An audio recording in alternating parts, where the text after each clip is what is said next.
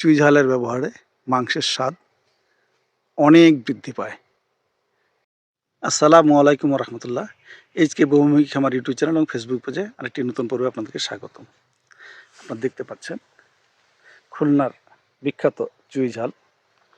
আলহামদুলিল্লাহ, আমরা 1 বছর আগে আমরা আমাদের এই গাছে চুই ঝাল লাগিয়েছি। আপনারা দেখেন যথেষ্ট ডালপালা বের হয়েছে। আপনারা যারা চুই ঝাল খেতে পছন্দ করেন, এইভাবে যে কোনো গাছে চুই ঝালের চারা লাগিয়ে দিবেন। এতে কোনো প্রকার রাসায়নিক সারের প্রয়োজন হয় না।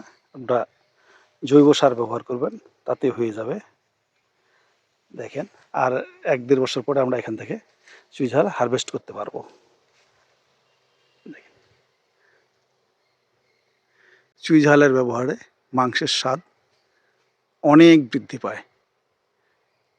আমাদের সাথে থাকার জন্য আপনাদেরকে অসংখ্য ধন্যবাদ।